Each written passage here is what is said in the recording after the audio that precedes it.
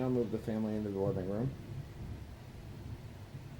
We'll get the movie set up.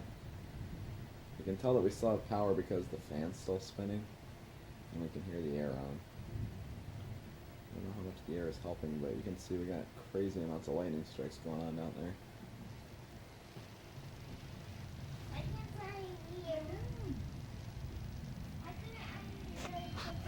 Why don't you leave like I am? This way. Put your head over here. If you lay on this pillow, just put your head on it, and then you can see. TV, move the TV. See out the back windows too.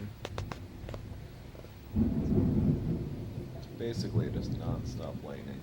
I've never seen anything this intense, and it's been like this for whatever time it is right now. I don't know what time it is. Probably about 11 o'clock.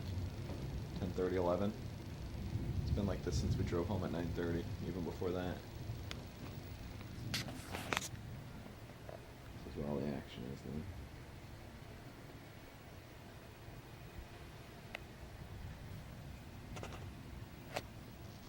then. It's like Twister. And right, get down now. He's